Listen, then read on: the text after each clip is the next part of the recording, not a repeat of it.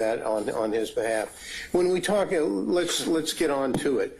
We're talking about impersonating a public officer charge, and we talk about that.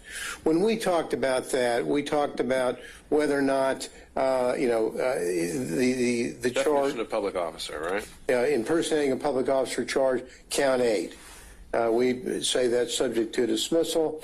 In that pertinent part, it says on October the 14th, on or about December 2022, unlawfully, falsely held themselves out as the duly elected and qualified presidential electors from the state of Georgia, public officers with the intent to mislead. Now, what we did in our pleading is we said, well, that is defective because under the statute 2151, as public officer, there is no reference there to presidential electors as being public officers, and therefore that should carry the day for us. The state's response says, well, not so fast, Mr. Gillen. We've got cases here that talk about situations in which 2151 doesn't carry the day and isn't. Well, not even cases. I mean, the statute itself. Right. I mean, you're pulling that from the ethics statute. Exactly. So I'm not really sure why I'd even look at that. I mean, public officers all throughout the code, and it's just kind of one of those hanging kind of question marks, I suppose. So what the state does, and I can see the court's point. I'm not going to argue that. What I am going to say is that what they say, they cite cases where there are individuals that are impersonating agents, police officers, peace officers, or agents for Metro Atlanta Human Trafficking Task Force. Okay, that falls into that category. Trafficking in the task force, or a federal agent. Those are things that the state responds to. I think that in the still motion, it covers some of the concerns the court may have regarding this issue of public officer and why we think that we should prevail on this as well. Again, hoping Mr. Beaver has his day. Well, do me the favor, actually, I've kind of put the still motions in a box, and I haven't opened it yet, so make those arguments for me. Well, I'm going to, all right. But not as articulately, I'm sure, as Tom could do it. But I'll give you the flavor. The flavor of it is that in the still motion, which we adopted after it was filed, it talks about how other case law in Georgia, when it talks about, first of all, 1610-23 doesn't define public officer. So we start from that, so we've got that out there. Not defining the public officer. Now, but the still pleading does say that the issue of who is and is not a public officer is addressed in other contexts in Georgia law. Usually in the quo merito proceedings where somebody's trying to find out the legitimacy of somebody having or holding a particular office. And in that context, there are cases citing in the still pleading that address this very matter. They cite Brown v. Scott and as a case in which the Brown v. Scott case, whether or not an individual has designation or title given to him by law or exercises functions concerning the public assigned to him by the law, they cite Brown. That doesn't, the inquiry doesn't really end there. The Georgia Supreme Court has noted the term public officer involves the idea of tenure, duration, fees, emoluments, and powers, as well as that of duty. And so that's McDuffie v. Ferguson, and that has to do really with grand jurors. So when someone says, well, is a grand juror a public officer? And the court breaks down an analysis talking about that, saying not really, because grand jurors may only meet for a few days.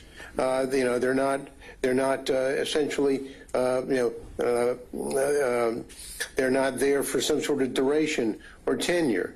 They don't take the same oath of office as prescribed for public officers, and they lack the element of tenure and duration which must exist to qualify as a public officer. Well, so how would that apply again to like a purely fictional task force? well, I mean, let's forget the purely fictional task force. It would let's have it that case law from our Supreme Court, how it applies to our case, and how it applies to our case is the presidential electors are not people who have lengthy tenure, duration, which it must exist. Frankly, their job is to meet for one day. No, I see your framework there, but if the framework is actually in this, whereas the Metro Atlanta Human Trafficking Force, it doesn't even exist. Well, it doesn't. But someone is pretending to be an agent. Maybe they're a part-time. I mean, it seems like you know what I mean? We might agree to disagree here, because I think that when someone says, "Well, here's my badge. I'm an agent of enforcement of the law for," and then names a particular entity that doesn't even exist. They're pretending to be a peace officer. They're pretending to be an agent for the government, which, by the very nature of that job, would have tenure, would have responsibilities, would fall into the definition that the Supreme Court has given in Brown v. Scott and McDuffie v. Pearson as to what a public officer should be. And so, in that context, we have, and same thing actually. It popped up again on the issue in Morris v. Peters, another case, Supreme Court case, dealing with whether or not someone is a public officer. That had to do with a quo warranto against the chairman of the Georgia Democratic Party and whether or not he would fall in as a public officer. Bottom lining it, like in that case, and which found that he was not, like grand jurors and public party officials, presidential electors are not public officials under Georgia law, especially for purposes of 1610-23. Their jobs, services are temporary, like the grand juries. Their position really only arises once every 4 years. It's limited to a single meeting on a single day. So it lacks that element of tenure and duration which must exist. So it's kind of like back to the political case, Morris v. Peters case, which dealt with a state party political chairman nominated in accordance with the rules of their party. But just because the fact that they were nominated by the rules of their party doesn't make them a public official. And like grand jurors, presidential electors they're not receiving their salaries for their service. So all of that, Your Honor, tells us that this particular count is flawed for the very purpose of these electors cannot be under Georgia law public officers. And so we although we agree with the court's initial position regarding the limitation on the definition of public officer in our pleading, good old Tom Beaver and the Still pleading has come forward to rescue us on that point. And so if you look at what they did, and hopefully Tom will do a better job of articulating those points, in their pleading they talk about specifically some other cases that get into either in Texas and I think Utah as well that deal more specifically with this. But for the purposes of argument today, I think that we've sort of got the drift on what I think is happening on the impersonation of public officers. They're not public officers, and clearly under the direction we believe of our Supreme Court, they could not be so judged. Now, again, I'm not going to spend a whole lot of time up here with the court, but I do want to touch on a few of the other components of our pleading. The forgery counts. Now, we indicated in those counts 10 and 16 are sufficient to dismissal. Writing a check in a fictitious name or a manner that the writing is made or altered purports to have been made by another person. That's the definition of 1610. We have what we have here in this indictment is we have an assertion that a writing or other than a check in a manner that the writing has made purports to be made by authority of the duly elected and qualified presidential electors from the state of Georgia who did not give such authority. Now, that's what they allege. Let's break that down as to why, and the state's response to us saying they want to focus on the phrase under the authority, and what we have here is the concept of what is the authority. Who is this on October the 14th? Who was the duly duly elected and qualified presidential elector from the state of Georgia who did not give such authority on December the 14th, 2020? Now, the answer to that is that as a matter of law, simply as a matter of law, and we're going back, Your Honor, to some of the arguments we've made with the court earlier on the issue of supremacy clause, were worthy of at least highlighting some of those points to the court for the purpose of making our point here. And that is this, that, under the federal law, as it existed in 2020, when the state of Georgia failed to comply with federal law about having an adjudication of any pending controversy or litigation, and as we know, in the public record in this courthouse was the pending and unresolved Trump and Schaefer litigation on the election.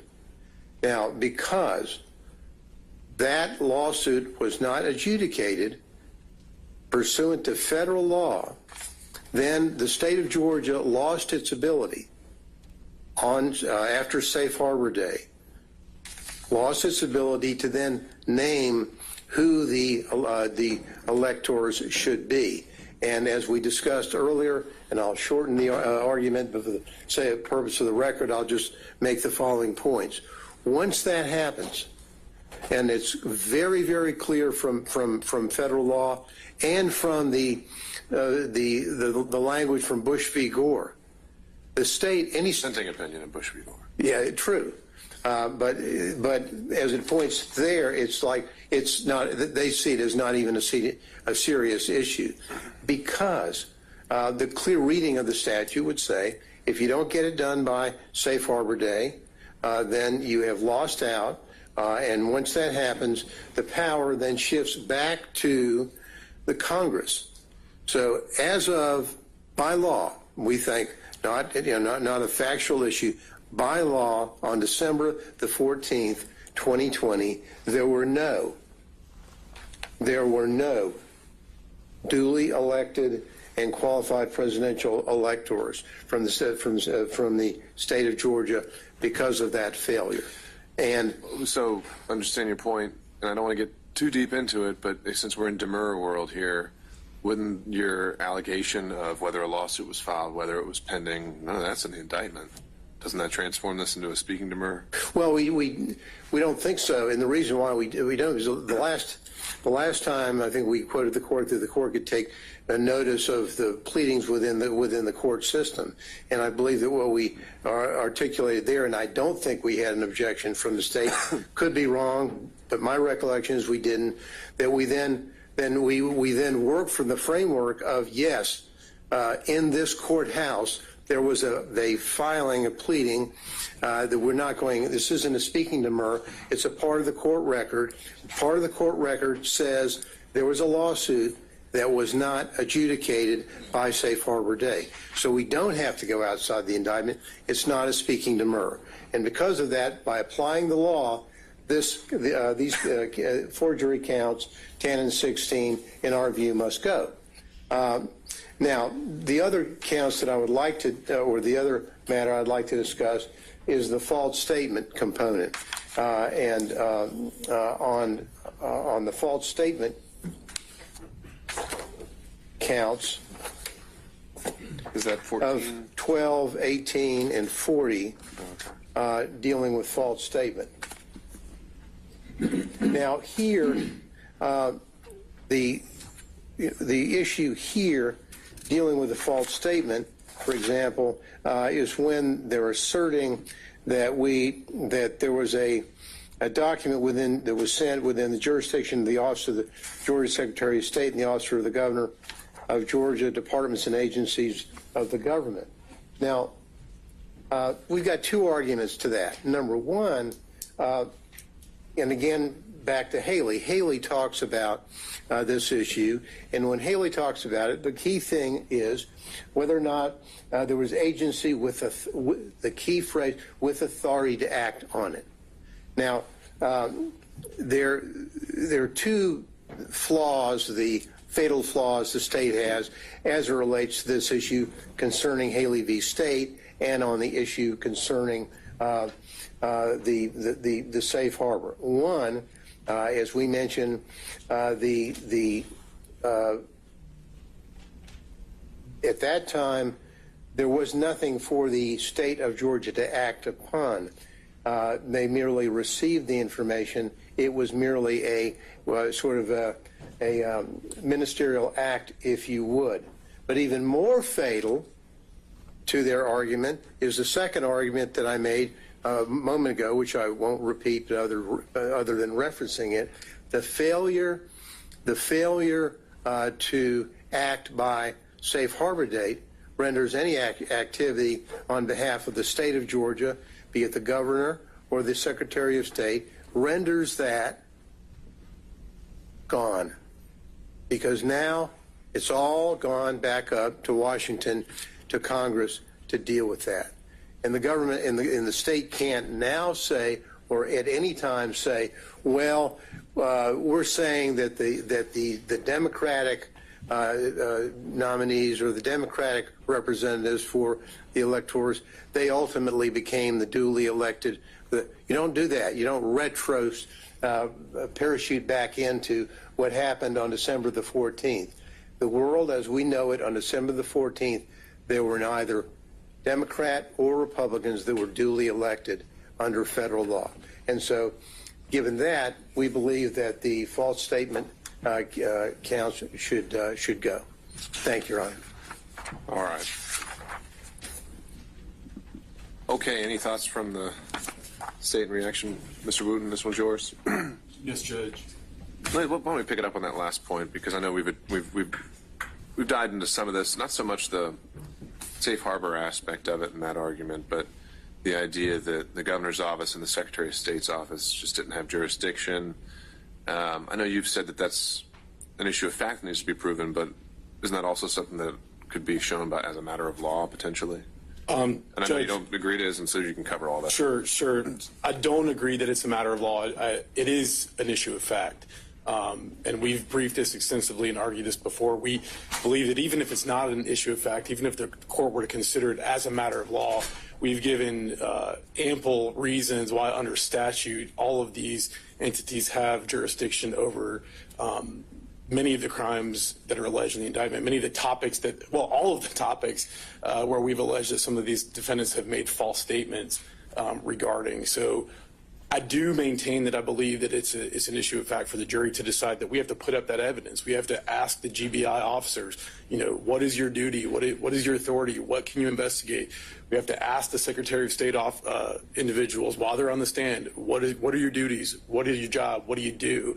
Why are these things relevant? Why are these material to areas where you have jurisdiction to do something? What is your ability to act on these things? I think all of that has to come out at trial. And so as it relates to that argument, I think it's way premature.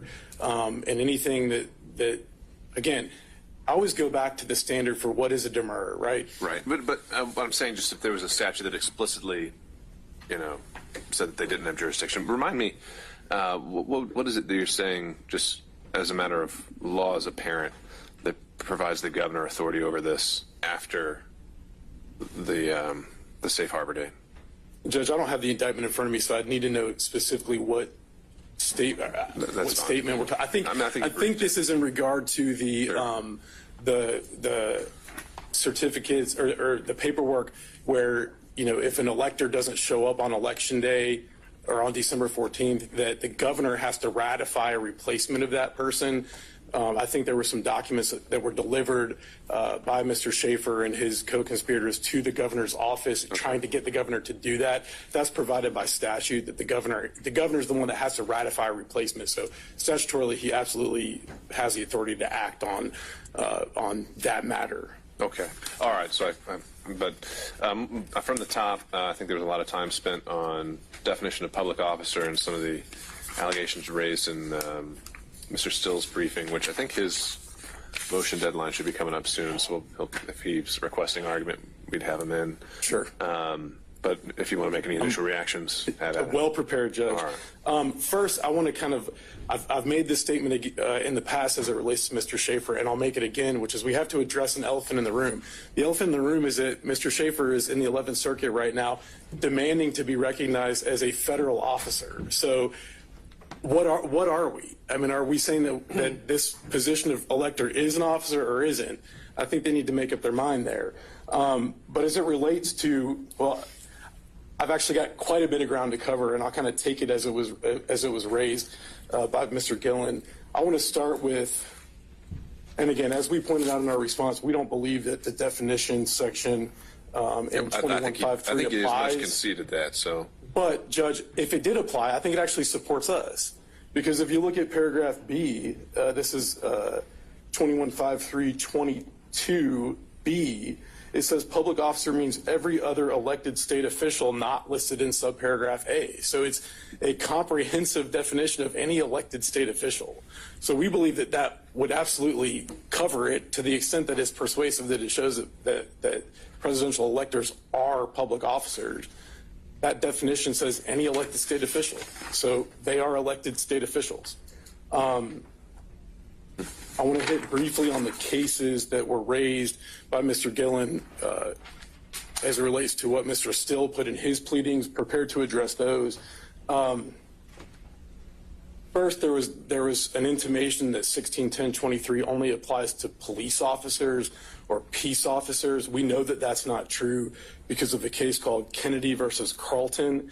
That's 294 Georgia 576.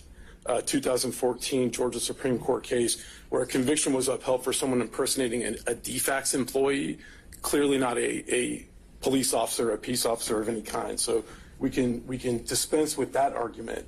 As it relates to the cases that Mr. Gillen referenced, the definition of public officer in other contexts, all of those cases deal with the definition of public officer in the context of a petition for quo warranto. I believe there's 3 cases that are referenced in Mr. Still's pleading. We're filing our response to that tomorrow, but I can kind of take them in turn. Mr. Gillen referenced this list of qualifications in the McDuffie case, tenure, emoluments, duties, etc. That's not the holding of McDuffie. So the way that the McDuffie case is structured is the Georgia Supreme Court says no one's ever definitively said what a public officer is in the context of quo warranto. Well, look, if you're about to file a response and Mr. Beaver may be requesting oral argument, why don't we just save it for when I've had a chance to read these cases and then we can be more productive. Sure, I can skip those cases, but I did want to hit a few points, Judge, as it relates to the statutes that establish that presidential electors are public officers. First of all, the actual office itself is created by law. So it's created by the United States Constitution, Article 2, Section 1, Clause 2, and it's also created by OCGA 21-2-10 that actually establishes that there is an office of presidential elector in this state. They have duties that are established by law. Those are established both in the U.S. Constitution in the 12th Amendment, as well as at OCGA 21-2-11. By law, they're elected by the public, 21-2-10. And also there was a reference that they don't get a salary. That's actually not true. There's a compensation for presidential electors that is set forth by law at OCGA 21-2-13. Additionally, the election code itself refers to the office of presidential elector. It refers to it as an office. In two places in particular, 21-2-132A and 21-2-132E. And again, we again rely on those cases that Mr. Gillen discussed. Garrison versus the state, 276 Georgia App 243, 2005 case where someone was convicted for impersonating a federal agent, an unspecified federal agent, and that conviction was upheld by the Georgia Court of Appeals. Cert was denied by the Georgia Supreme Court. And then the Libri case where they, of course, impersonate the Metro Atlanta Human Trafficking Task Force that doesn't exist. So we would argue to the court that the definition for 161023's purposes that our appellate courts have applied a very liberal definition as a public officer. It doesn't even have to be a real public officer, doesn't have to be a state officer, anything that purports to be, someone acting by authority of the government is a public officer. And that's certainly what presidential electors do. Their positions created by law, their duties are established by law. All right, so jumping down to the forgery counts. Again, elephant in the room.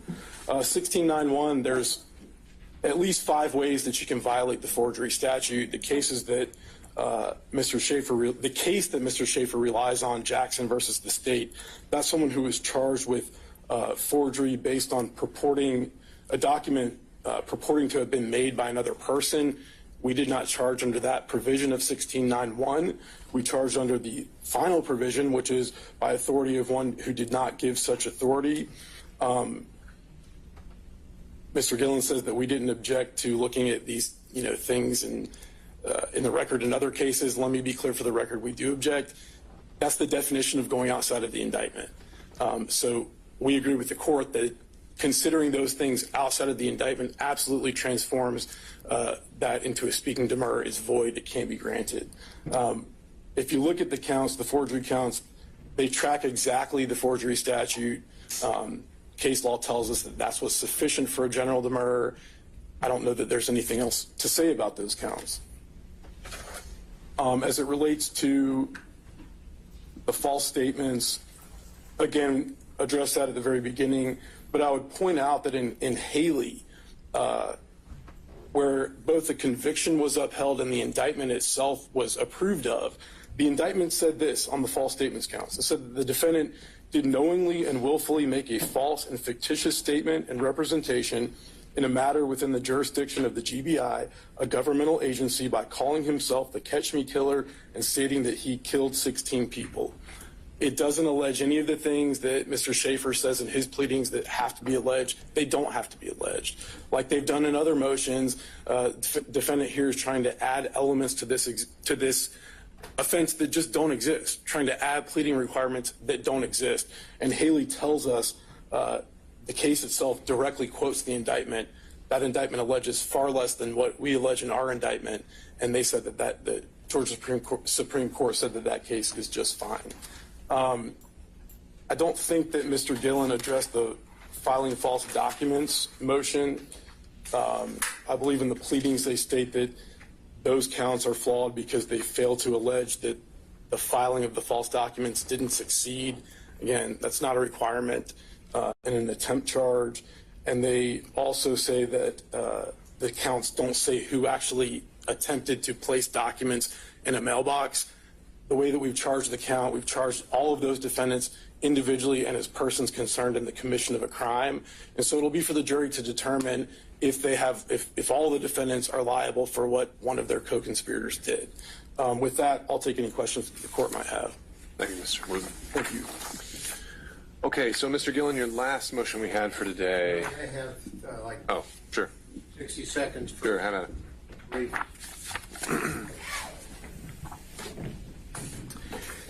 The state did not and cannot answer the direct question about a violation of the safe harbor rule, why that would allow that situation to give the governor or the Secretary of State any authority to do anything. That comes in under several of the arguments that we've made. I won't repeat it, but they simply, their argument is, let's put an agent up and ask the agent whether or not he had authority. No. By law, by federal law, they did not have the authority. It's not whether some GBI agent thinks that he can come in here and tell the jury, pay no attention to federal law, pay no attention to the dissenting opinion in Bush v. Gore, pay no attention to that. I'm a GBI agent. I say we can do it. That's wrong. They lose there because the law is very, very, very clear. And we can go back and we'll, both the state and I know the Schaefer team will go back to look at our argument that we made to the court when my recollection could be wrong. I don't think so. We'll see. But my recollection was because the pleading was a part of the court system that we had a citation which permitted the court to take that into consideration as part of the record and thus not going outside of the record for speaking Demurrer. I could be wrong, but we'll get that to you quickly because that. And they latch onto that to say, pay no attention to the reality of what happened in this courthouse, in the court filings, which destroys their argument. And so, with that, Your Honor, I'll sit down, and then I'll go back and get my other folder.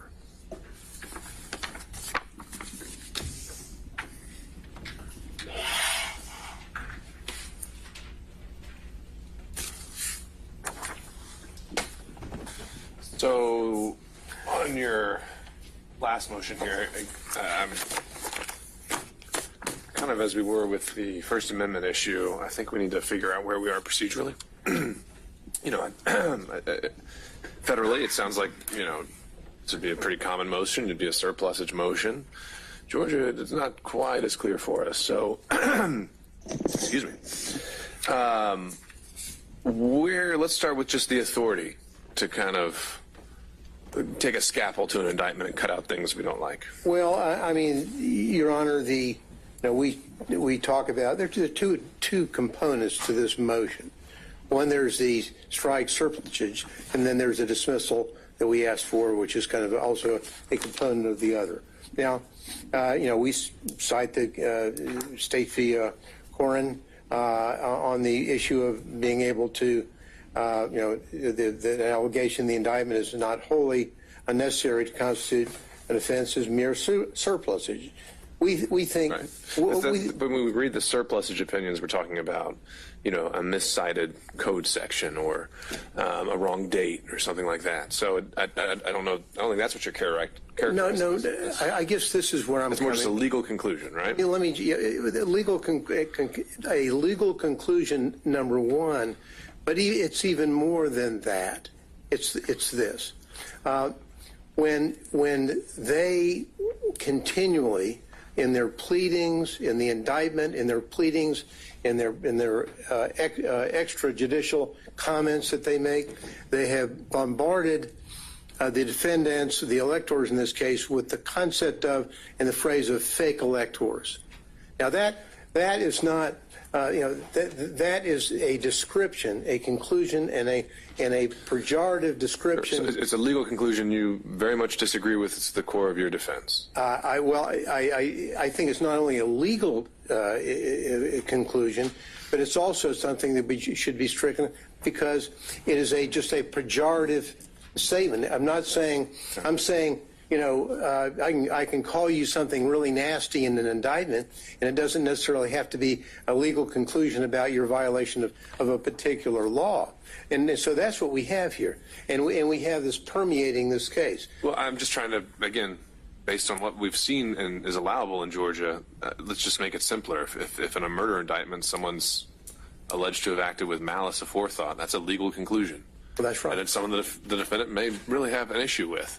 But we don't strike it. We just go forward and we go to trial. Different world, different cases, not the point that I'm trying to make. point I'm trying to make is, and you put in malice aforethought because you put that in there to It's define the element, sure. terms. What about this one? There's one I remember when we talk about nicknames and aliases, and I remember there's one in Georgia from the 90s. They put in an alias of Stomper, and he had beat the defendant to death. Well, And the Supreme Court said, that's okay. you know why? Because they probably proved that there was an alias of that guy called Stomper. That's different than At trial. The state's saying we're going to prove that you're I unlawful think, elector. Or well, whatever they want to characterize it. In this indictment, what they have done in the indictment, it's not necessary for, if they want to, and we think it should be stricken, we think the count should be dismissed. We know that based upon the case law that we've cited. But in closing arguments, Lord forbid we ever get to closing arguments, hope we don't.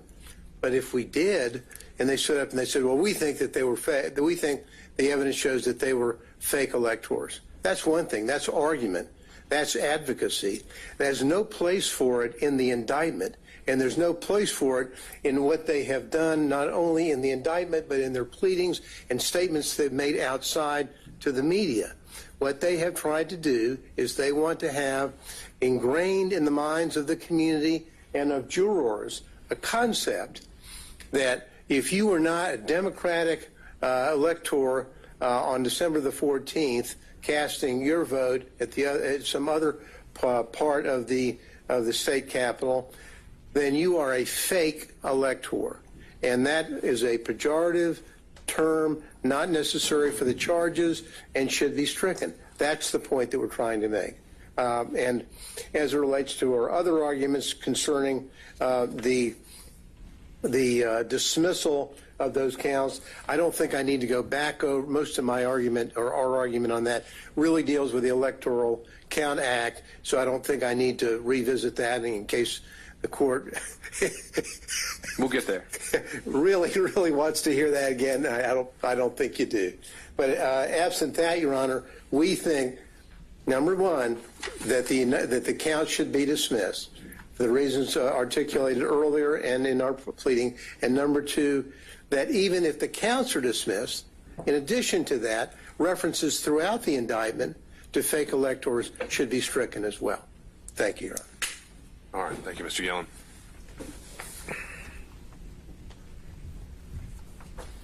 Judge, I'll be brief. Nowhere in this indictment is the phrase fake elector. It does not exist. Literally not in the indictment. So I'm not really sure what we're talking about, removing something from the indictment that's not there. As the court pointed out, and I struggle with this motion, and I'm not going to say much because we're primarily relying on our response, but an indictment is itself a legal conclusion. Every allegation in an indictment is a legal conclusion. That's what an allegation is. And so if indictments aren't allowed to have legal conclusions, then I guess we aren't allowed to have indictments anymore. Judge, I think what the defense's strategy is here, and I know it's their strategy because they asked for it in the motion. They say, Judge, you should strike this language from these counts because we don't like it, it's not fair, it's pejorative, whatever reason. And now that you've stricken it, the counts don't charge a crime anymore, so you should dismiss them because they don't charge a crime anymore. That's nonsensical. We cite in our briefs opinions where the appellate court said you literally can't do that. If something's essential to the charge, if it's essential to pleading an essential element of the charge, you can't strike it. It's not subject to being stricken. And I just highlight one citation that we reference in our brief, Malloy versus the state, 293 Georgia 350 2013 Supreme Court case. And that case says that when language in an indictment accurately describes the offenses charged and makes them easier to understand or more easily understood, they're not subject to being stricken because they're not surplusage. And that in making that in analyzing language in an indictment, in this context, Malloy also says that the language is to be interpreted liberally in favor of the state. And so with that, again, we rely on our pleadings. The phrase fake elector does not exist in this indictment. Take any questions that the court may have, but otherwise, nothing further.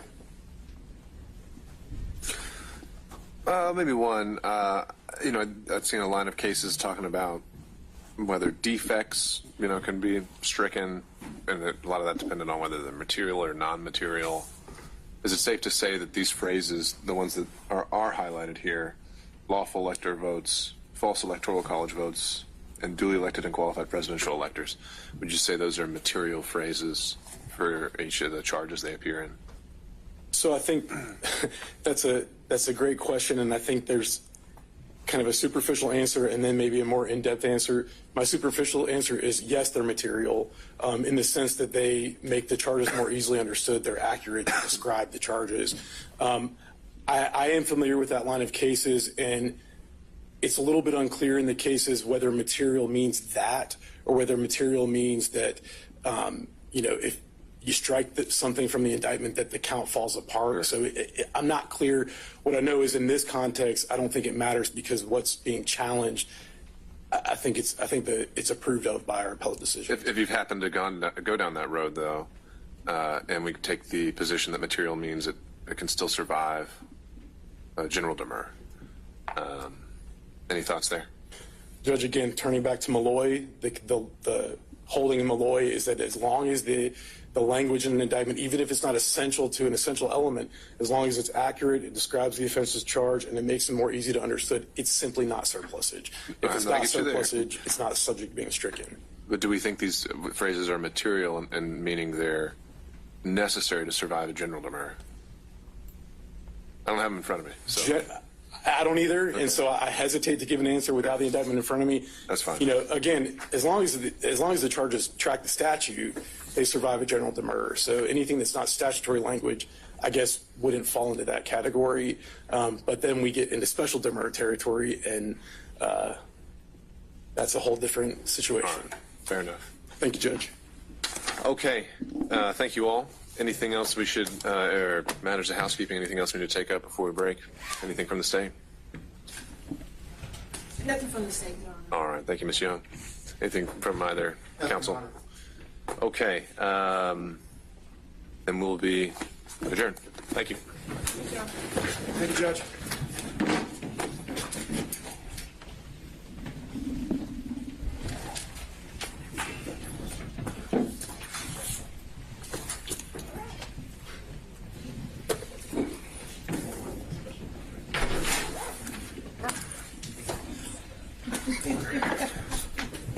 Play baseball.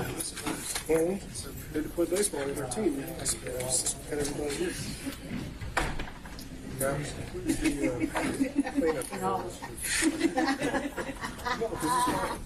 want to spell you that. I'll write it down for you. I actually don't have a piece of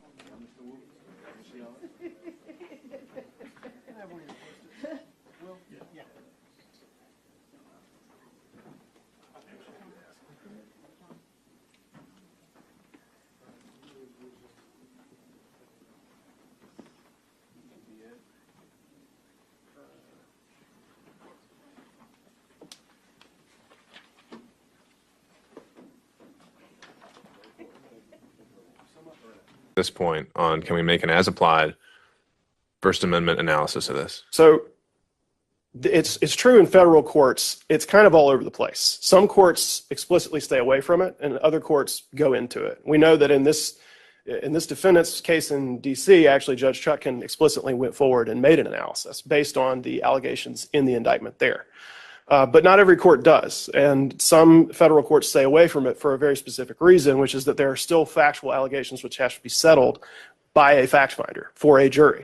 And the reason, and looking at all the cases that you found, ones that didn't do it, I know generally they're going to say we don't have the record, we don't have the facts, but were there any that explicitly said, even though I could just look solely at the indictment, I'm still not going to do an as-applied challenge?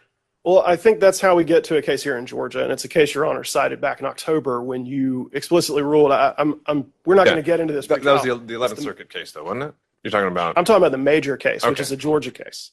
The major case is where they say, okay, this is a pretrial, as applied First Amendment challenge, but essentially what this boils down to is an argument about intent. That's what the defendant's really talking about. And when you look at what the defendant wants to argue about here today, it's just saying, well, I was just a guy saying things. I was just advocating. I was just speaking my mind. And so all of this is protected, and therefore the entire thing has to go away. That is a question. I think that's your strongest argument on if we're in the analysis of the as-applied challenge. I'm still just trying to get over and really understand the procedural element of it. Well, and that's what Major says, is that because that intent question has yet to be answered, and the jury is the person who is the entity that answers that question, it's premature to consider this. And you can't say that the First Amendment has been applied, or that the as-applied challenge can succeed at this stage, because there's still questions that have to be answered. But Major, I think that was like an overbreadth on terroristic threats, right? It begins with overbreadth, but then it moves into an as-applied challenge. That's the last part of the Major. Did they actually say premature, or did they just say denied? They say that they cannot say that it's unconstitutional under the First Amendment as applied to the defendant in that scenario, because there are still intent questions. So does that actually maybe suggest then that they did do an as-applied challenge? It's just very hard for a defendant to win that because all you have is the indictment. That is a way that you could interpret it. It would suggest that an as-applied challenge cannot succeed under the First Amendment because speech integral to criminal conduct is not protected. A well-pleaded indictment is going to demonstrate that speech that is pled as part of a criminal charge is integral to criminal conduct. And so there's nothing to decide if you're looking and you're cabined by the indictment. So we sort of have two routes here. Neither of them result in the grant of this motion. One says, the court says this is premature, there's questions that have to be answered, any First Amendment challenge has to happen after there's a factual record to look to. And the other says, okay, I can get to this today. It's not that I can't. I can, but there's nowhere to go because all of the speech is pled as integral to criminal conduct, and therefore it's not protected by the First Amendment. You could envision an indictment. I don't remember if Alvarez was a post-trial or pre-trial thing, but you could envision an indictment where perhaps they've drafted it to solely target speech because of its falsity or something like that. So maybe there's a use for an as-applied challenge in that kind of a situation. That's a fair point, Your Honor. That's just not the situation here. And It's not going to be the situation in almost any case. That was a special case where, of course, you have a very unique statute that was punishing. But that was really a facial challenge, too, because it was saying, like, this is just punishing falsity for falsity's own sake. Yeah. None of the charges in this case are about that. They are about falsity employed as part of, or statements employed as part of a pattern of criminal conduct in numerous ways. So there's nowhere to go. And so I think it requires dismissal or denial at this stage, because you either can't reach it because there's facts that have to be established, or the indictment establishes that none of the speech is protected by the First Amendment. And the inquiry immediately ends. All right. So back to you, Mr. Sadow. Let's move forward with the idea that we're making an as-applied challenge solely confined to the indictment. This isn't a facial challenge. You're not saying any of these statutes are on this face correct, unconstitutional. And your argument is that this is core political speech. Correct. So some crimes can be achieved solely through speech, though. Terroristic threats, solicitation. Why is that not what's happening here, as alleged? Well, I think it requires kind of a detailed analysis, so if I may. Sure. All right, so the first thing we have to decide is whether or not, and we're talking about President Trump, we're not talking about the actions of others. We have to look and see whether or not that which has been alleged as facts is in fact core political speech, political discourse, protected speech at its zenith.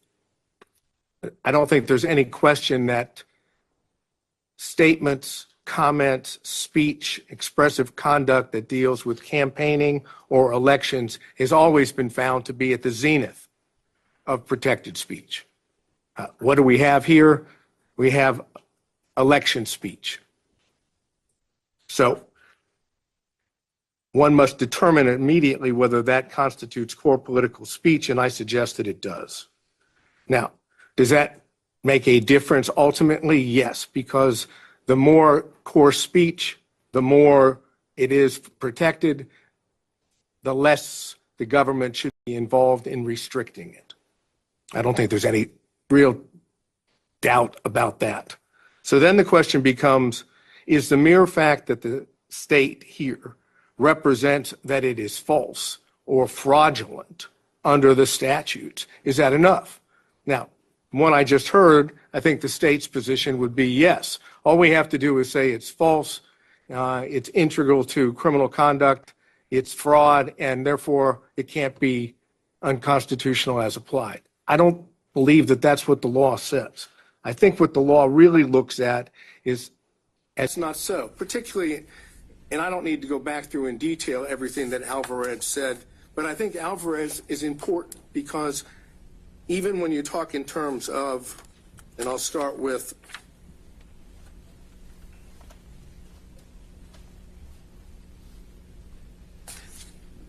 we're looking at the majority, I guess it would be the plurality opinion that by Judge Kennedy, but for purposes of interest to us, the Chief Justice and Justice Sotomayor agree. So now we're talking about two people still on the court. And I'm looking specifically at page 723, in which the court goes on to say, were the court to hold that the interest in truthful discourse alone is sufficient to sustain a ban on speech, absent any evidence that the speech would be used to gain a material advantage, it would give government a broad censorial power unprecedented in this court's cases or in our constitutional tradition.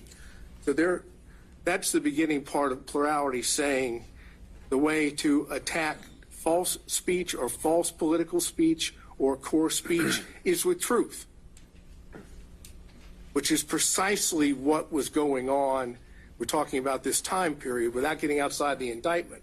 You're talking about at the same time the allegations are being made, factual allegations in the indictment, you have others that are fighting that off. Government's position would be with state's position with truth. Moving beyond Alvarez, that part of it,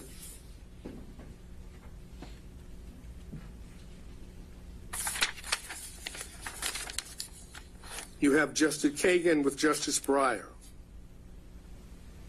And here I think gets to the crux of where we are. And this is the concurring opinion.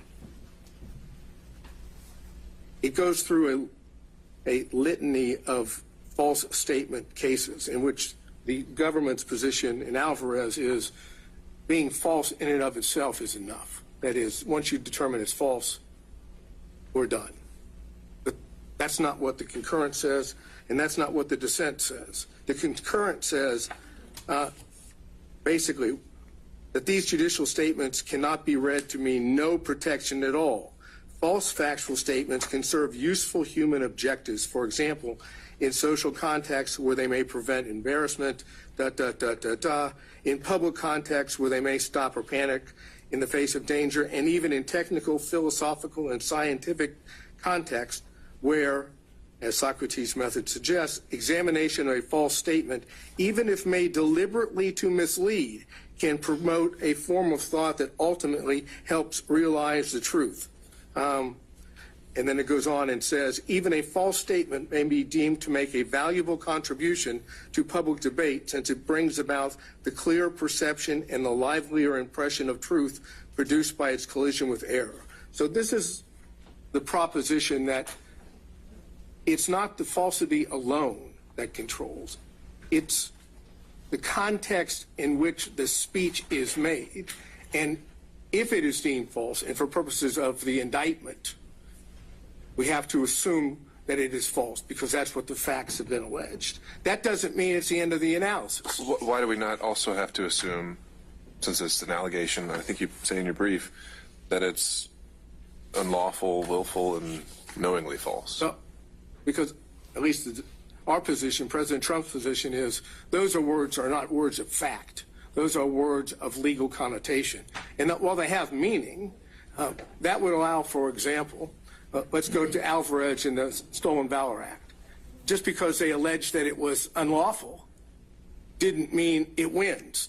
That is, it doesn't mean that the government wins. But that's because they decided that wasn't a crime at all. I mean, that was a facial challenge where they said this statute, even if you violated it, violates the First Amendment. You've said that the RICO statute, you can violate it and not, it's not a, right? So we put legal conclusions in indictments all the time. I think that's going to be part of Mr. Schaefer's argument in just a minute. I mean, you said a moment ago, just because the state pleads it, you don't think that's enough in an as-applied challenge, and I'm trying to figure out As why. to statements such as legal conclusions are unlawful and so forth. Now, if there had been, I guess if the allegations had been broader, maybe we wouldn't be at that crossroads, but those aren't facts. The facts, as I've outlined or we've outlined in our brief, you take the overt acts, you look at those overt acts, and then those at the same time and then look at the substantive offenses or conspiracy offenses in the rest of the body of the indictment. Words like unlawful don't change that. At least that's our position. So now we're talking in terms, going back to Alvarez and the concurring opinion, you're talking in terms of falsity alone is not enough. There are situations, contexts which override just the falsity alone. And that, again, the political discourse, the political speech, the more significant it is to certain issues, clearly being President of the United States at the time, dealing with elections and campaigning, calling into question whether what had occurred, at least in the election of 2020 for president, that's the height of political speech. And then you go even to the dissent, which I think is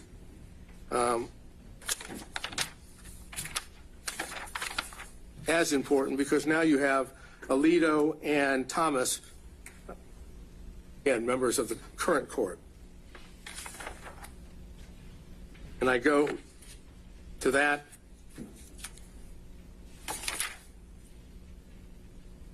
What I believe starts at page 751. And it says,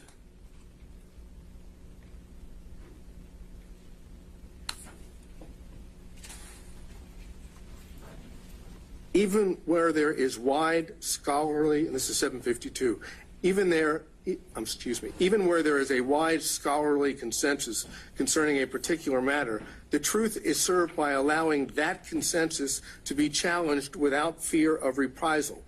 Today's accepted wisdom sometimes turns out to be mistaken, and in these contexts, even a false statement may be deemed to make a valuable contribution to public debate, since it brings about the clear perception and livelier impression of truth produced by its collision with error, citing U.S. Supreme Court. That's the essence of what we have right here. That's the facts that have been alleged. Essentially, the state's position is because, as alleged, what President Trump said speech-wise or expressed either through his speech or conduct, which is still freedom of expression, because that's false in the eyes of the state, it's lost all protections of the First Amendment. And the concurring opinion and the dissenting opinion in Alvarez suggests just the opposite. If anything, under the circumstances, it needs more protection, not less protection. So keeping that in mind, let's move to not RICO. Put RICO aside for a minute. Let's move instead to the conspiracy counts, which are counts 9, 11, 13, 15, 17, 19. Basically, what the state's position is on that, because it took this position previously in its filing on September 27, 2023, in response to that which was filed by Chesbrough. And I'm aware, of course, of the court's order that dealt with Chesbrough, and it didn't deal with the as applied. So I'm dealing. Well, and more so in that one, as I go back and look at it, there was a much more kind of concerted effort to bring in facts outside of the indictment, right? And they started talking about, well, there was a transcript at the meeting, there was this, so it didn't really seem to be a true as-applied challenge, right?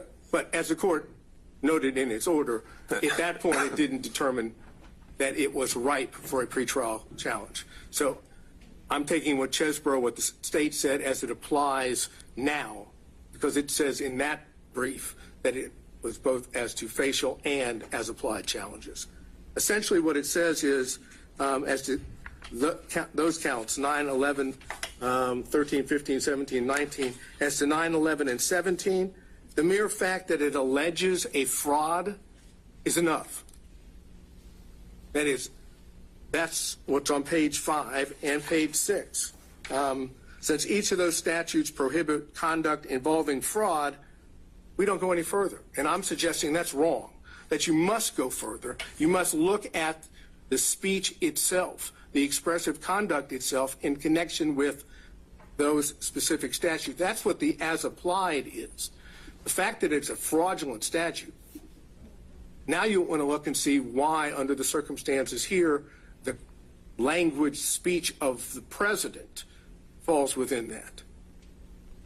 And if you look at it in that sense, the mere fact that it's false is all that they have. There's not a finding that the speech itself, beyond the speech itself, is fraudulent. What the state wants to do is say, we have a goal. We have an objective here that we have put forward. Steal the election in an unlawful fashion. I say change that for a second to legitimate concern about the validity of the election. If that was the way you focused on it, which is a way to do it as applied, even with the facts, would what President Trump said on those counts be a protected speech? And the answer is it has to be, because the only thing that makes it fraudulent is the state saying it's false. Take every one of those and say, okay, it's not false. It's protected. The only reason it becomes unprotected, in the state's opinion, is because they call it false. And that's what Alvarez doesn't allow. In and of itself, it cannot be simply the content-based. It has to be contextual. And the contextual here is a political core value being addressed, elections and campaigning.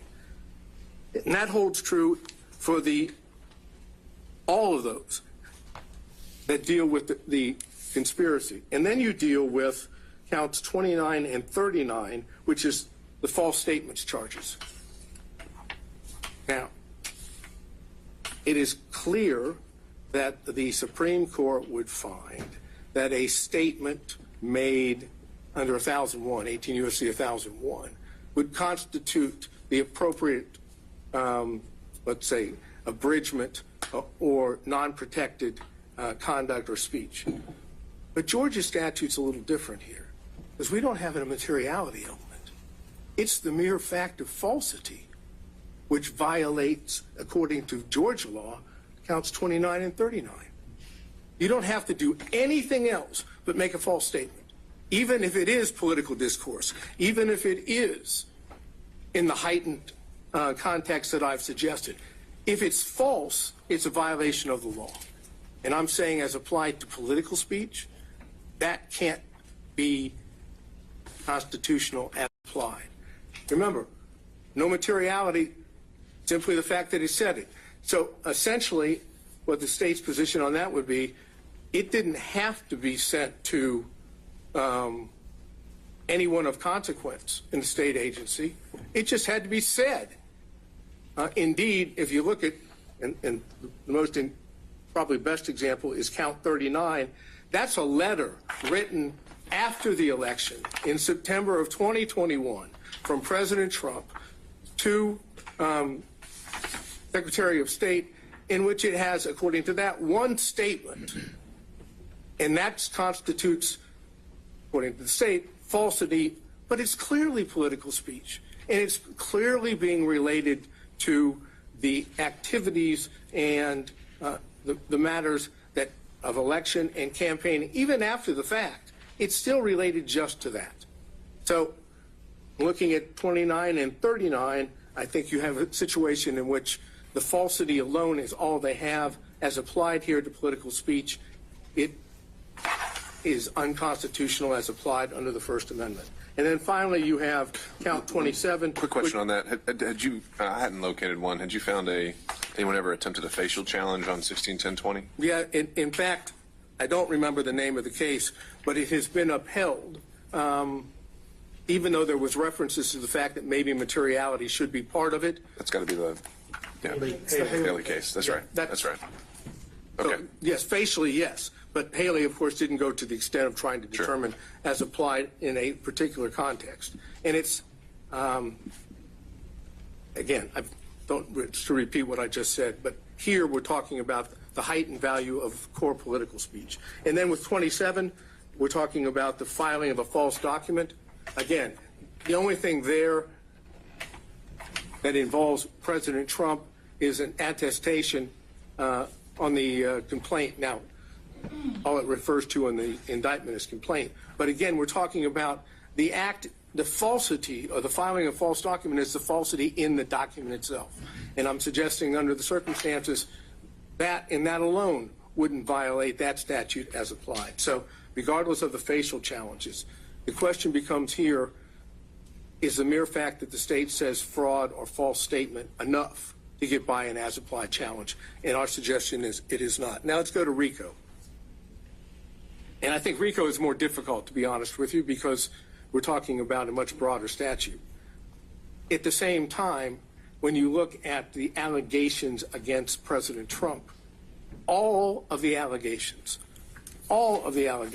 involved expressive conduct or speech.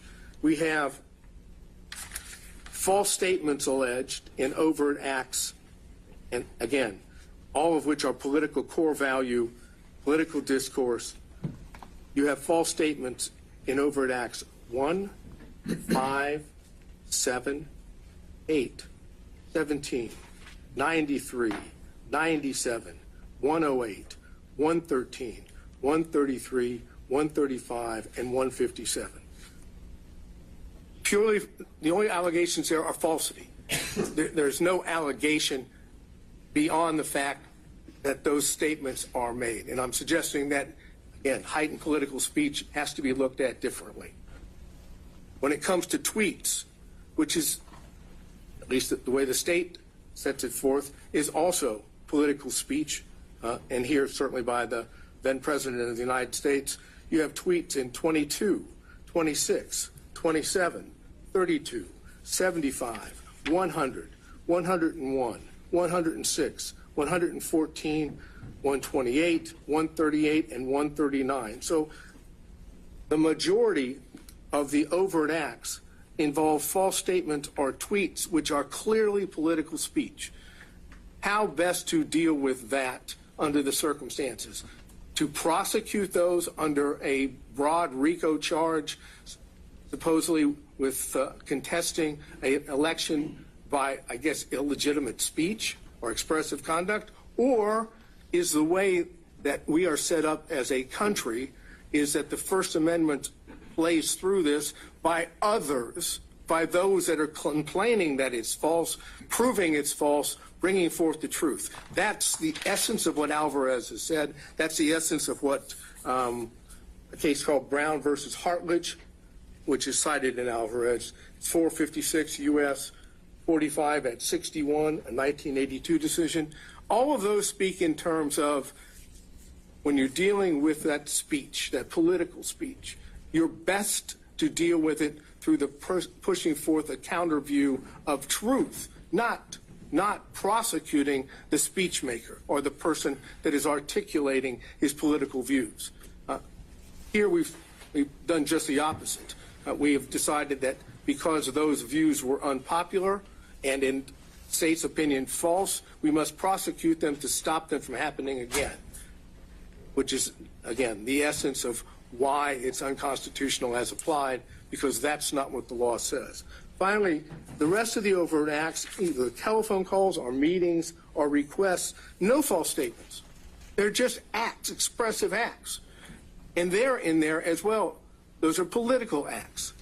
And for the court's benefit, because I know there's a lot of overt acts, those are 9, 14, 19, 28, 30, 31, 40, 42, 43, 44, 90, 95, 112. What was in the old indictment is 123, paragraph, or number 2 is now, I think, is 125. 130, 131, 140, and 156. There is nothing alleged factually against President Trump that is not political speech. So what this court has to decide is the state's position that fraud or false statements under these circumstances, which I suggest really is alone, is that enough to get it by an as-applied challenge? Our position is it's not. Is there another way to look at this? They're going to argue at the same time that it's integral to criminal conduct. But it's the speech that's being punished. That is the criminal conduct. If it's not the criminal conduct, there would never be an indictment for the RICO against President Trump or any of these other counts. Take out the political speech, no criminal charges. Political speech disagreed with, basis for all charges. I think that is the best way for me to sum up where our position is. All right. Thank you, Mr. Sadow. All right, Mr. Wakeford or Mr. Floyd, if there are any points that you wanted to address or respond to. Maybe I'll start you off with this.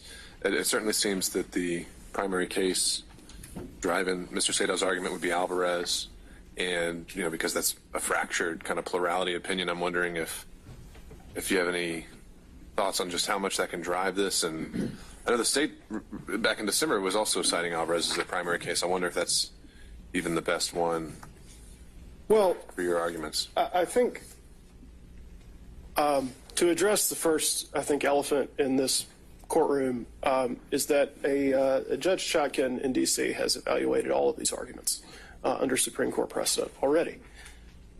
So I would refer, Your Honor, to that court's analysis because I'm hardly going to improve upon the findings of a federal judge. However, speaking specifically to Alvarez, it is a plurality opinion with several different opinions written by other justices. What they all agree on, though, is that Alvarez doesn't change the law that speech integral to criminal conduct is not protected under the First Amendment, and that that's not what Alvarez was about. It was about punishing falsity for its own sake. So the question is that what the state is doing here? And by fundamentally rewriting the indictment, the defendant is suggesting today that that is somehow what the state is doing, when actually what the state is saying is that these statements made by the defendant were all employed as part of criminal activity, various conspiracies, frauds, intentions with deceit, and violations of the law. It's not just that they were false.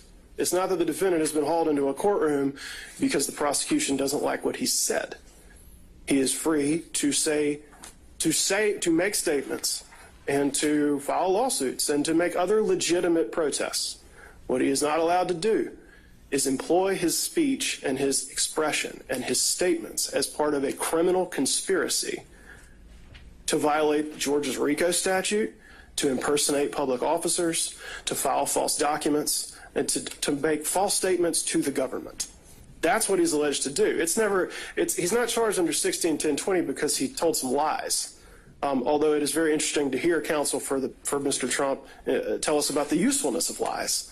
He's not being prosecuted for lying. He's being prosecuted for lying to the government, an act which is illegal because it does harm to the government.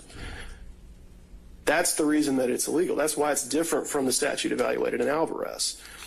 Same thing with filing a false document. It's not just that you made a false statement. It's that you swore to it in a court document and submitted it to the court. That does harm to the judicial system. That's obviously different from just falsity being punished for its own sake. And that is what each and every charge in the indictment demonstrates, is that these statements are part of criminal conduct that is larger than just the false statement on its own. Especially with the RICO charge, where what we see is that this is a criminal organization whose members and associates engaged in various criminal activities, including but not limited to false statements and writings, impersonating a public officer, forgery, filing false documents, influencing witnesses, computer theft, computer trespass, and on and on and on. What the defendant is suggesting to Your Honor is trying to get around to the fact that because it's almost saying that because these statements are false, that these charges should be dismissed. It's like, well, you can't punish falsity on its own, and yet each time you look at the charge, the state is saying that he lied. So that must be the end of the inquiry. But that's not the end of the inquiry at all. That's not what the indictment says. It's not just that he lied over and over and over again, as counsel for the defendant points out by listing all of the instances in the indictment. It's that each of those was employed as part of criminal activity with criminal intentions. And we finally get to a place where where I knew we would end up, which is saying, I believe Your Honor was requested to think about it as not as lies, but as legitimate concern about election issues. Well, that sounds like a trial argument to me. But this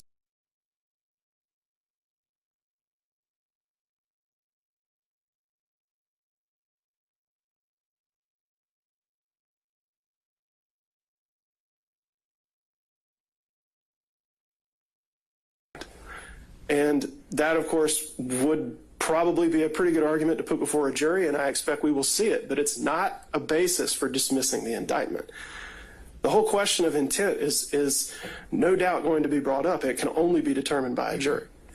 But what we have heard here today is an attempt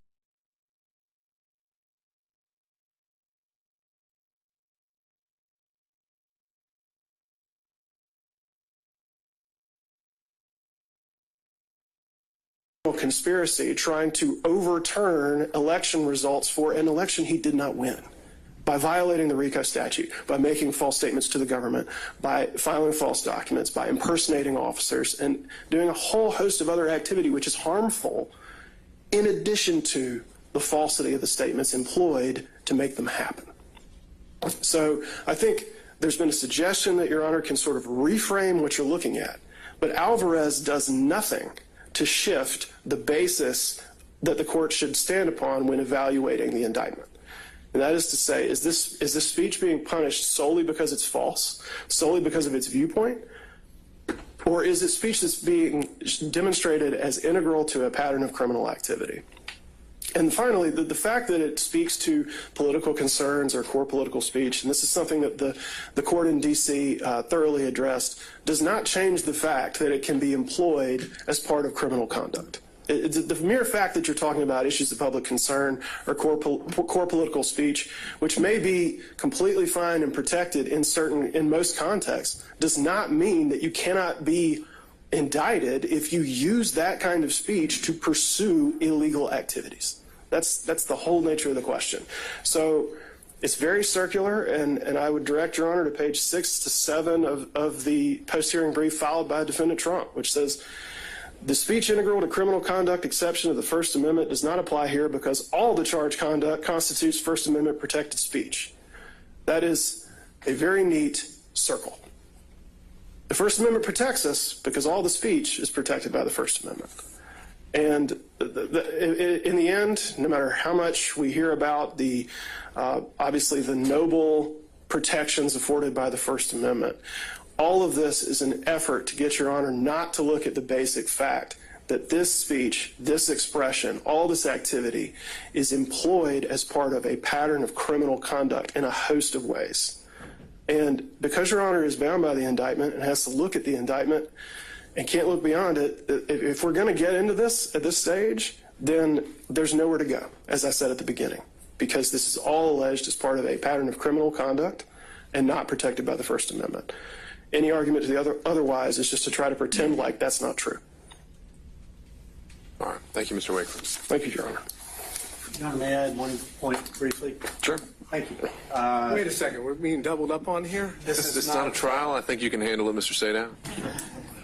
And I'm just going to be on one specific point, not duplicate the argument made before. I believe Defendant Trump fundamentally misunderstands the role of an overt act in a conspiracy case. As we've discussed many times previously, this is a RICO conspiracy case. And so we heard Mr. Sadow discuss various overt acts and say, well, but this is just a tweet, this is just a phone call, this is just X. The unspoken, underlying, and incorrect premise then is that every overt act must be a crime. As we've discussed a number of times, and as the state has set forth extensively in multiple briefs, that's not true. The purpose of an overt act is to show that the conspiracy is in operation. It is not a separate crime. It doesn't have to satisfy the elements. It doesn't have to be pled with that level of detail, as Your Honor acknowledged in an order I think that's all of 2 weeks old. And so to say we can't mention this particular act or this particular conduct because it's not a crime or it's protected by the First Amendment, the answer to that is actually, so what? Because it could be legal conduct, it could be First Amendment protected conduct that also shows there's a conspiracy in operation. And that's, as long as it serves that purpose, it's fine. And so overt acts should not be examined by a standard that has no application to them. They are not separate freestanding offenses. And there is federal case law that, and if need be, we can cite it to you, that has said an overt act can involve First Amendment activity. Its purpose is not to be something that is separately charged here, separately subject to a separate sentence. Its purpose is to show that there is a conspiracy and it's an operation. Georgia requires one overt act by any one defendant. So, of course, the RICO would stand if anything, any of the 161 overt acts alleged constituted an overt act. It would only take one. It doesn't take any by Mr. Trump. But the point is, we have an abundance of them by Mr. Trump, and for purposes of the RICO statute and the manner in which it functions, it doesn't matter whether that's First Amendment conduct or not. I mean, my colleague has fully explained why much of this conduct is not shielded under any circumstance by the First Amendment, and I don't mean to contradict that in any respect. But it's important not to lose sight of the function the overt act plays, the role it plays in a conspiracy case here, because it is not the role being suggested by Defendant Trump. All right. Thank you, Mr. Floyd. All right, Mr. State, I'll give you a couple minutes. Final word. Thank you, sir. If I heard what Mr. Floyd just said, that if everything President Trump said was assumed true and included in the RICO indictment, and therefore now we're talking about true political speech, not alleged false, he could still be prosecuted for the violation of RICO. For the overt acts as alleged. Let's say even the overt acts ran afoul of the First Amendment. He's saying that wouldn't be fatal to count one. Because at that point, if there could be some other thing they prove that's not alleged as an overt act. Okay. That may as I understand it. As I understood it as well. But what I'm suggesting is, if all of the overt acts are nothing more than core political speech or expressive conduct, and nothing else is alleged which is not protected by the First Amendment, then you have an insufficient basis for which he has been indicted, because he's being indicted for First Amendment speech and not for unprotected speech. And therefore, the statement that was made about if it were true, we could still use it as an overt act, suggests that they can prosecute true speech, which is what we're trying to get to here. It's the nature of the speech, the political speech, the heightened value of such, which gets this situation different than others, and the fact that it comes from then President of the United States. Going back to what was said in addition by the state, what the state claims is criminal here is lying to the government. That's what it said. That's the exact reason why in several of the Supreme Court cases it's been found to be protected speech, because it deals with the government, and falsity in sense of communication with or to the government is best dealt with through true speech, not through prosecutions, because prosecutions chill speech. And when it comes to political core speech, what you don't want is chilled. Fortunately, I have a co-counsel that is able to pull things up and help me inform the court until the computer shuts down. And looking at what Haley says, just to give you an idea of how the Georgia court, the Supreme Court, might look at this. There's a quote from Haley, and it says, "While there is no constitutional value in false statements of fact, such erroneous statements are nevertheless inevitable in free debate, and punishment of error runs the risk of inducing a cautious and restrictive exercise of the constitutionally guaranteed freedoms of speech and press. Accordingly, the First Amendment requires that we protect some falsehood in order to protect speech that matters. And I think that's what we're talking about here. To end this, and again, we're focusing on President Trump's conduct at the time that he, in fact, is the head of the executive branch.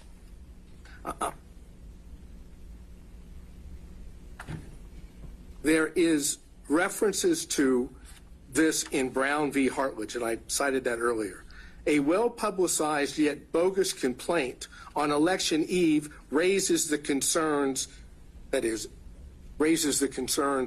you may have some impact that would affect an election. But the preferred First Amendment remedy of more speech, not enforced silence, has special force.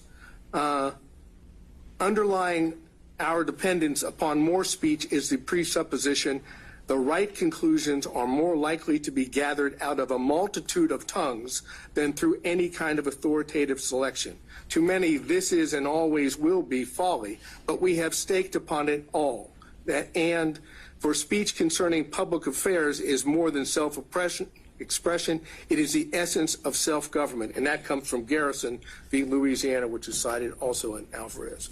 Bottom line here is this. But for protected First Amendment speech, President Trump would not be charged in RICO or the other counts. Take out the protected speech, and you don't have an underlying basis for which to charge him. And since that violates the Constitution as applied to the charges here and his speech here and his position here, this is ripe for a constitutional challenge. One step further. If it's not ripe now, and we get into intent, when does the court determine that? Do you determine that after we have a trial? I think it would be the directed verdict stage. Well, right? but would it?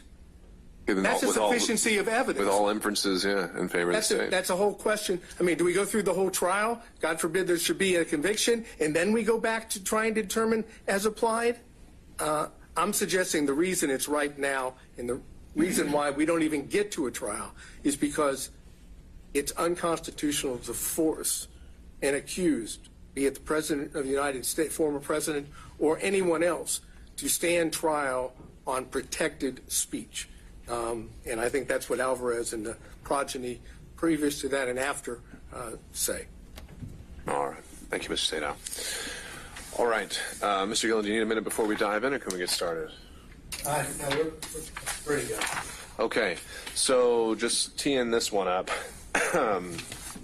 I know there's a good bit of your motion that goes back into a lot of ground I think we covered at the December hearing. Well, let me start off with some good news for the court. I'm happy to hear it. See the smile already on the court's face. Well, cautiously our general and specific Demurrer, a great deal of that does go into the areas of RICO that the court has not only ruled on, but heard other arguments. Well, haven't ruled on it yet, but it was just, we talked about continuity. There was a ruling in October, the 17th ruling addresses some of the issues that were addressed. So I'm not going to replow that ground. That the court has heard, aware of the government's position. I know that probably ruined Mr. Floyd's day by not allowing him to get up and go back over his RICO expertise. I'm not going to do that. What I'd like to do, though, today is to move forward to some areas that I do think needs to be, and the question really when the court said, do we want to have oral arguments today or not? And then the question was, well, because on the RICO thing, I think I probably could have said, if it was just the RICO component, I would have said, fine, let's just do it on the papers. You've got a lot of other counts. There's some other things that I wanted to talk about and have the court focus on as it relates to some of the other aspects of the Demurrer, special and general Demurrers, and to focus on that in this way. Number one, I want to talk a little bit about some of the counts impersonating public officers. I want to talk about the forgery, the false statements, briefly, and talk about that, but also to raise this issue with the court. Now, we argued that in our pleadings, but the defendant still filed additional motions on these very issues and did a very, very good job in a lot of his arguments. We know that the court granted the stay for defendant Still because he's of the state legislature, and thus, had that not happened, Mr. Beaver would be here with me talking about these issues. I think that the Still pleading addressed a lot of the issues that were raised in the response by the state, and so with the forgiveness, hopefully, of my dear friend Mr. Beaver, I'm going to mention some of the things that they mentioned, but I would hope on behalf of defendant Still, the court may listen to what I say, but also prior to ruling on these particular issues might afford defendant Still the opportunity to have his own oral argument day so that he could more fully address these issues, and that's and I would appreciate that on his behalf. When we talk, let's get on to it. We're talking about impersonating a public officer charge, and we talk about that. When we talked about that, we talked about whether or not the Definition charge of public officer, right? Impersonating a public officer charge, count 8. We say that's subject to dismissal. In that pertinent part, it says on October the 14th, on or about December 2022, unlawfully, falsely held themselves out as the duly elected and qualified presidential electors from the state of Georgia, public officers with the intent to mislead. Now, what we did in our pleading is we said, well, that is defective because under the statute 2151, as public officer, there is no reference there to presidential electors as being public officers, and therefore that should carry the day for us. The state's response says, well, not so fast, Mr. Gillen. We've got cases here that talk about